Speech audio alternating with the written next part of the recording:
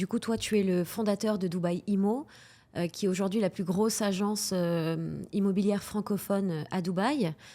Il y a 30 agents qui travaillent à tes côtés au quotidien. Du coup, l'objectif de cette interview, c'est qu'on puisse revenir un peu sur ta vision du marché de l'immobilier à Dubaï, pour apporter un maximum d'informations aux gens qui vont nous écouter. Ok, parfait. Donc, la première question que j'ai pour toi, c'est est-ce que tu peux nous expliquer ce qui t'a amené à Dubaï et comment tu as démarré dans l'immobilier ici? Alors avec plaisir. La première fois que je suis venu à Dubaï, c'était en 2009. C'était dans un cadre complètement différent de l'immobilier. C'était pour aller voir des courses de chevaux. En l'occurrence, la Dubai World Cup, qui est la plus grande course de chevaux organisée ici à Dubaï. À l'époque, il n'y avait pas le Burj Khalifa, il n'était pas encore terminé, il n'y avait pas downtown, il n'y avait pas tout ce qu'on connaît aujourd'hui. Mais tout de suite, j'ai vraiment adoré ce que j'ai pu voir ici à Dubaï. À l'époque, on allait plutôt du côté de Marina, voire même sur Dera. Et voilà, tout de suite, j'ai adoré Dubaï. Je suis revenu de très nombreuses fois dans les années qui ont suivi mon premier voyage. J'avais 19 ans la première fois que j'étais venu. Et ensuite, je suis venu voilà, tous les ans, puis 2 fois par an, puis 3 fois par an. Et à la fin, je venais 4-5 fois par an. Et ensuite, voilà, j'ai gagné un petit peu d'argent dans les activités que j'avais auparavant. Je travaillais dans le milieu des jeux d'argent en ligne, les courses hippiques et les jeux de casino. Et j'ai décidé de faire des premiers investissements. C'était fin 2019. Et je regardais évidemment à Paris comme tout le monde, puisque je venais de Paris. Et je me suis intéressé à Dubaï, parce que voilà, ce que je voyais sur Paris ne me faisait pas rêver. Je n'avais pas non plus énormément d'argent. Ce que je pouvais m'acheter, c'était peut-être un petit studio ou un petit T2 de 30 mètres carrés. Et comme j'allais souvent à Dubaï, je me suis dit, tiens, je vais regarder combien coûtent les appartements à Dubaï. Et là, je suis tombé des nues. Parce qu'à l'époque, c'était encore moins cher qu'aujourd'hui. On trouvait des biens vraiment autour de 2000-2500 € de mètre carré dans des résidences neuves avec piscine, avec salle de sport, concierge, etc. Et là, ça m'a vraiment fait rêver. Donc, je me suis énormément documenté. Je me suis beaucoup intéressé au marché. J'ai fait un premier investissement à distance. Après, je me suis dit, oh là, il y a peut-être quand même quelque chose de bizarre. C'est tellement pas cher, c'est tellement facile, c'est tellement rapide. Donc, j'ai pris un avion. C'était au mois de février. Enfin, c'était juste avant le début vraiment de la crise Covid. Je suis venu, j'ai vu, et ce que j'ai vu m'a vraiment beaucoup, beaucoup plu. Donc, j'ai fait un premier investissement. J'ai validé celui que j'avais réservé à distance. J'en ai acheté un deuxième immédiatement. J'ai entraîné d'ailleurs quelques amis dans cette aventure avec moi. Et ensuite, je me suis assez bien entendu avec l'agence immobilière avec laquelle j'avais échangé à l'époque. Et on a décidé de faire une sorte de partenariat. Donc, j'ai essayé de leur envoyer des clients. Et en échange, ils pouvaient me rétrocéder une commission. Tout de suite, j'ai eu le projet de m'installer à Dubaï, parce que je n'avais pas spécialement envie de rentrer en France. J'étais à Singapour juste avant le Covid. Et donc, voilà, j'ai commencé à leur envoyer des clients, etc. etc. Au début, quelques-uns, puis de plus en plus. Et à la fin, ça n'allait pas forcément exactement comme je le souhaitais. Je voulais qu'on soit encore plus impliqué avec les clients, qu'on puisse gérer les clients avec un CRM pour ne pas perdre le fil des ventes, etc. etc. Donc, dès qu'on a pu revoyager, il y a eu une petite fenêtre très, très, très courte. C'était au mois de juin 2020. Donc là, je suis venu à Dubaï pour voir si je pouvais continuer à m'organiser dans le travail avec cette agence. Et finalement, j'ai décidé de créer ma propre structure. Donc, c'est comme ça que Dubaï Immo est né à l'été 2020. Ok, super. Et du coup, au moment où tu as monté ton agence immobilière, quelles ont été les plus grandes difficultés auxquelles tu as été confronté? Alors, la difficulté principale, c'était pour créer la société en elle-même, puisqu'il faut vraiment se remettre dans le contexte de l'époque. Donc, on est à l'été 2020. Bon, déjà, c'est l'été. Et en plus, il y avait encore des restrictions de déplacement qui étaient très fortes. Évidemment, c'était les masques obligatoires. On ne pouvait pas aller en présentiel dans les organismes gouvernementaux pour faire les différentes démarches, etc.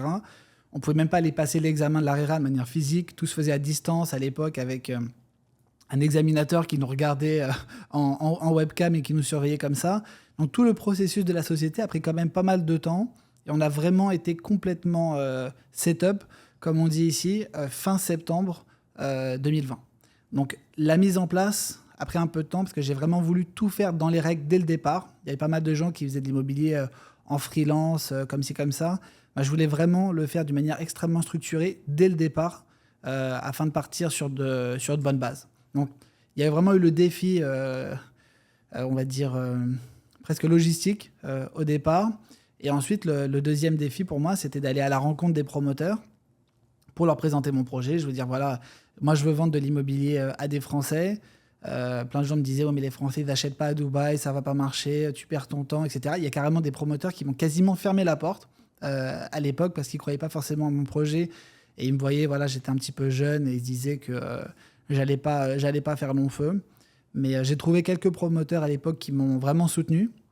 Et comme il y avait peu de concurrence à l'époque, ça n'avait rien à voir avec ce qu'on avait aujourd'hui, mais on pourra en parler un petit peu plus tard. Du coup, c'était assez rapide et relativement facile, si on faisait bien les choses, de gagner des parts de marché. Donc voilà, le défi, la création de la société et le fait d'avoir des biens à vendre et d'être sûr d'être payé. Parce que ça aussi, c'était un sujet à l'époque. Il y a beaucoup de gens que je rencontrais sur place qui me disaient « Fais attention, t'es tout jeune comme ça, tu vas te faire avoir, les promoteurs, ils vont pas te payer, etc. etc. » Et finalement, ça s'est très bien passé. Et justement, entre 2020 et aujourd'hui, comment tu as vu évoluer le marché immobilier de Dubaï après la pandémie ? Alors, les grosses différences entre avant et maintenant, c'est que moi, quand j'ai commencé, je devais convaincre les gens que c'était une bonne idée d'investir à Dubaï. Donc, je devais faire tomber les préjugés les uns après les autres, le fait qu'on était bel et bien propriétaire à la fois du bâti et du terrain, pas simplement pour 99 ans, mais pour toujours dans quasiment tous les quartiers de Dubaï, que le processus d'achat était sécurisé.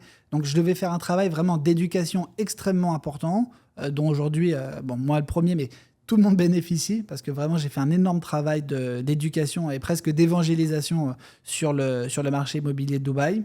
Alors qu'aujourd'hui, on parle avec des clients qui sont déjà convaincus 9 fois sur 10. Donc aujourd'hui, les gens, ils nous contactent, ils ont pris leur décision d'investir à Dubaï, et notre travail, c'est de les aider à prendre les bonnes décisions et à trouver vraiment le bien qui leur correspond et à pas tomber dans des pièges, entre guillemets, qui peuvent leur être tendus de manière involontaire parfois, d'ailleurs, par certains promoteurs ou certains agents. Et on voit qu'en ce moment, Dubaï, c'est vraiment devenu une place immobilière ultra convoitée dans le monde. Selon toi, qu'est-ce qui différencie Dubaï des autres grandes places immobilières internationales ? Alors déjà, il y a les types de biens qu'on propose. D'accord, aujourd'hui, on propose des biens qui sont systématiquement dans des résidences avec piscine, salle de sport, concierge. Parfois, on a 40, 50 services et activités qui sont proposés aux résidents. Donc, en termes d'attractivité, ne serait-ce que du bien qu'on vend, c'est incomparable avec ce qui est proposé aujourd'hui en France ou en Belgique ou en Suisse, même si on a des moyens très importants. C'est-à-dire que même si aujourd'hui, vous pouvez acheter un appartement à 10 millions d'euros à Paris, il n'y aura pas de piscine dans votre résidence. Salle de sport, vous pourrez peut-être en faire une dans votre appartement, mais il n'y aura pas des espaces de coworking, il n'y aura pas des jeux pour enfants, il n'y aura pas un jardin pour vos animaux de compagnie, etc., etc. Donc déjà, on vend des biens qui sont exceptionnels. Ensuite, il y a l'attractivité de la ville de Dubaï, que ce soit sur le plan de la vie de tous les jours, la sécurité, le fait qu'on est dans une destination qui est vraiment pro-business, qui encourage l'innovation et les propriétaires, d'ailleurs, qui sont très fortement incentivés puisqu'il n'y a pas de fiscalité, il n'y a pas de taxe foncière, il n'y a pas d'impôt sur les revenus locatifs, ni sur la plus-value, ni sur la succession. Donc on a vraiment un contexte global qui est extrêmement favorable, avec un peu tous les yeux qui sont rivés sur Dubaï. Il y a plein de célébrités qui viennent à Dubaï en vacances ou même qui s'installent ici. On a des résidences aussi, et ça c'est une vraie tendance, on a des résidences qui sont associées à des marques. Donc on a des résidences Mercedes, on a des résidences Bugatti, on a des résidences Versace, Cavalli. Ça plaît énormément aux investisseurs internationaux et ça les rassure aussi énormément. Pourquoi ? Parce que forcément, quand une marque aussi prestigieuse s'associe avec un promoteur, on peut considérer que la marque, la due diligence, le contrôle du sérieux du promoteur, il l'a déjà été fait. Donc il y aura un triple contrôle au moment de la livraison des appartements. Un premier par le promoteur lui-même, évidemment. Un deuxième par le Dubai Land Department qui va vérifier que ce qui est livré est conforme à ce qui a été vendu. Et un troisième, et c'est celui-là vraiment qui est très très important, par la marque en elle-même qui s'expose directement. Si on a une résidence Cavalli ou si on a une résidence Mercedes qui ne répond pas aux standards de la marque, forcément on va avoir un énorme problème et les appartements ne pourront pas être livrés dans cet état. Donc on a un contexte qui est globalement extrêmement attractif. La fiscalité, le fait qu'on ait des loyers pas de loyer impayé sur Dubaï, qu'on ait des locataires qui veulent respecter les règles qui sont mises en place par les autorités locales, parce qu'ils veulent rester tout simplement à Dubaï ou aux Émirats. Voilà, on a vraiment un contexte qui est extrêmement favorable. On a des rendements locatifs aussi qui sont très largement supérieurs à ce qu'on peut proposer en France. J'aime pas trop donner de chiffres parce qu'on sait que ça peut aussi baisser éventuellement. Il ne faut pas penser que tout va faire que monter. Mais aujourd'hui, on est capable de vendre des biens avec des rendements locatifs autour de 8%, en étant assez serein sur ce chiffre. C'est impossible quasiment à Dubaï de faire moins de 5-6%. Faudrait vraiment le faire exprès ou acheter des biens qui ne sont pas du tout destinés à la location. Ok, bon, tu as un peu anticipé ma question d'après, mais Désolé. c'est très bien, c'est très bien. Du coup, toi, comment tu as vu évoluer le marché francophone à Dubaï et selon toi, qu'est-ce qui vraiment explique l'engouement des investisseurs français pour le marché immobilier de Dubaï? Alors la grande tendance du moment pour moi, c'est que quand j'ai débuté, donc en 2020, 95% des transactions qu'on pouvait faire, et même que mes confrères, on va dire, je pense, pouvaient faire à ce moment-là, c'était vraiment de l'investissement locatif pur. Aujourd'hui, la proportion entre les ventes qu'on fait pour de l'investissement locatif ou de l'investissement pour de la résidence secondaire ou future résidence principale, c'est quasiment 50-50. Donc ça, c'est une énorme évolution. Et du coup aussi, les gens sont plus exigeants. Parce que si on achète un bien dans lequel c'est uniquement un investissement locatif, comme des gens peuvent faire en France avec du Pinel ou autre, ils peuvent acheter n'importe où, dans n'importe quelle résidence, ils ne vont jamais aller la voir. Et limite, ils s'en foutent complètement de ce à quoi ça va ressembler. Maintenant, on est dans un système complètement différent, avec des gens qui sont beaucoup plus impliqués, qui veulent vraiment se projeter avec une vie sur place à Dubaï. Pas forcément tout de suite, mais ça peut être dans les prochaines années, parce que certaines personnes veulent attendre, par exemple, que leurs enfants terminent le collège ou l'école primaire avant d'échanger d'école, ou ils doivent vendre leur entreprise ou démissionner. Ça peut être des processus qui peuvent être assez longs. Et ça, c'est une vraie tendance. L'autre élément important, c'est la concurrence. La concurrence, aujourd'hui, elle est très différente de ce qu'on pouvait connaître quand je me suis lancé. J'étais quasiment tout seul. Il y avait un autre gros acteur à l'époque sur le marché de Dubaï. Mais aujourd'hui, il y a des centaines d'acteurs. Il y a des petites agences indépendantes qui grappillent quand même quelques ventes, mine de rien. Et il y a 3-4 grosses structures qui dominent aujourd'hui le marché immobilier de Dubaï pour les francophones. Donc il y avait beaucoup moins de concurrence. Aujourd'hui, il y en a beaucoup plus. Mais en réalité, je trouve que c'est assez positif, puisque le travail de vente, entre guillemets, de l'investissement à Dubaï au sens large, il est fait par plus de gens. Et plus il y a de concurrence, mieux c'est. Moi, ça ne me dérange pas du tout. Quel conseil tu donnerais, toi, à un investisseur francophone qui veut investir à Dubaï aujourd'hui? Alors, le premier conseil que je lui donnerais, c'est de prendre son temps. Aujourd'hui, j'ai beaucoup trop de clients avec lesquels on échange, avec lesquels on essaie de construire une relation de confiance sur le long terme, qui lui disent « Non, mais là, j'ai acheté avec telle agence, par exemple, ce bien-là parce que c'était le dernier, etc. » Alors que, voilà, nous, on sait qu'il y a des inventaires longs comme le bras chez ce promoteur. Donc, il faut vraiment aujourd'hui que les gens prennent leur temps de faire ce qu'on appelle la due diligence, évidemment du marché de Dubaï, pour essayer de comprendre. On essaie vraiment d'expliquer les différents quartiers à nos investisseurs. Parce que moi, mon pire cauchemar, c'est un investisseur qui vient à Dubaï et qui me dit mais attendez, mais vous m'avez fait investir à Jumeirah Village Circle, par exemple, et je pensais que c'était au bord de la mer, ou je pensais que j'allais avoir une vue sur le Burj Khalifa, comme sur la brochure, etc. etc. Donc ça, moi, je veux vraiment que ça arrive jamais, d'accord? J'espère que ça n'est pas arrivé, ça n'est pas arrivé à ma connaissance.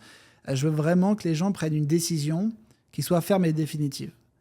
Pour moi, un client, une fois qu'il a fait sa réservation, il ne doit jamais annuler. S'il a annulé, je le prends pour nous. C'est que c'est notre faute, ou on l'a trop pressé et il n'était pas prêt, et c'était un mauvais jugement de notre part, ou on ne lui avait pas donné toutes les informations, et peut-être qu'il a découvert des choses par lui-même.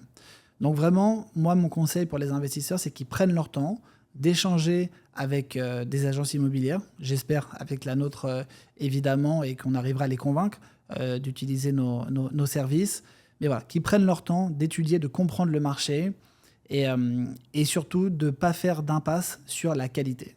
C'est extrêmement important parce qu'aujourd'hui, on est dans un marché où il y a des dizaines et des dizaines de milliers d'appartements qui vont arriver sur le marché chaque année en 2025, en 2026, en 2027. Ça, c'est une obligation puisqu'ils ont déjà été vendus et la construction, pour la plupart, a déjà commencé. Et donc, même si la population de Dubaï est en augmentation constante, il ne faut pas non plus penser que tout ne va faire qu'augmenter de 20% tous les ans. Donc, on est aussi sur des futurs locataires qui sont de plus en plus exigeants. Et aujourd'hui, il faut faire très attention à ne pas acheter un bien, à vouloir payer 10 000 euros moins cher. Ça peut vraiment coûter très très cher à la fin, que ce soit sur la location évidemment, et sur la revente, là c'est encore pire. Si jamais on a en tête d'éventuellement revendre un bien, là il faut être extrêmement intransigeant sur la qualité et ne rien laisser passer. Donc aujourd'hui, parfois il y a des... J'ai encore eu le cas cette semaine, là on est en octobre 2024. On a des clients qui veulent des appartements à moins de 500 000 dirhams, donc ça fait à peu près moins de 125 000 euros. Dans le marché actuel, sincèrement, c'est extrêmement difficile, voire impossible, en ayant un plan de financement normal et pas en payant tout de suite ou ce genre de choses, d'avoir un bien de qualité dans un quartier vraiment prometteur. Je pense vraiment que cette phase-là, elle est passée. Donc, il vaut mieux ne pas acheter, attendre d'avoir un petit peu plus de trésorerie, quitte à payer un petit peu plus cher, mais au moins on aura vraiment un meilleur bien. Il faut vraiment faire très attention. J'ai une phrase de Bernard Arnault que j'aime beaucoup, c'est mieux vaut rater une bonne affaire qu'en faire une mauvaise. Et j'y pense tous les jours quand moi-même je veux investir ou quand je parle avec mes clients. Il faut faire vraiment très très attention. Et il y a encore des bonnes affaires, mais il ne faut pas faire n'importe quoi sur Dubaï. Oui, merci pour cette analyse. Justement, si on regarde un peu ce qui va se passer dans le futur, alors même si évidemment tu n'as pas de boule de cristal, mais comment tu pressens l'évolution du marché immobilier de Dubaï dans les 5 à 10 ans à venir ? Alors, je pense, ma conviction intime, c'est que le marché est extrêmement porteur. J'ai de la chance de voyager pas mal, que ce soit en Asie ou en Europe et même un petit peu au-delà. Et aujourd'hui, Dubaï, c'est vraiment la grande alternative.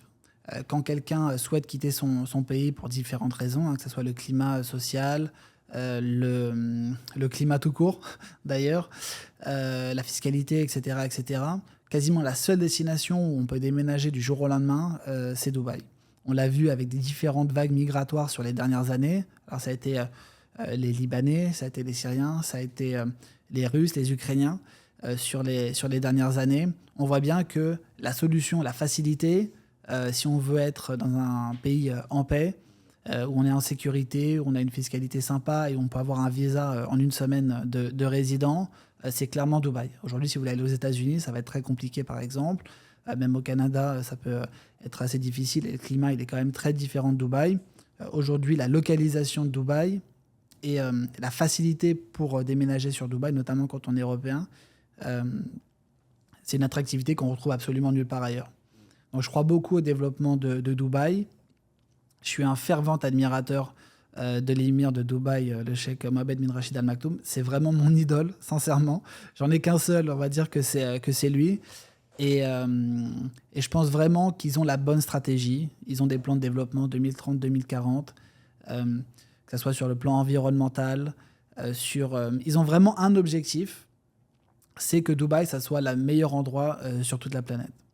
Ils ont les moyens de leurs ambitions, ils se donnent les moyens, ils s'impliquent personnellement dans la réussite de cet objectif et on le vit tous les jours. Et je pense vraiment qu'ils vont y arriver. Ils ont l'objectif de doubler la population dans les 15 prochaines années. Je pense que c'est un objectif qui est réaliste. On le voit tous les jours sur la route. Hier, j'ai mis 1 heure pour rentrer chez moi, pour faire 5 km. C'est quelque chose qui est impensable encore il y a 2 ans. Et immédiatement, ils sont en train d'agrandir les routes, de créer des ponts, de créer des tunnels, de développer les transports en commun.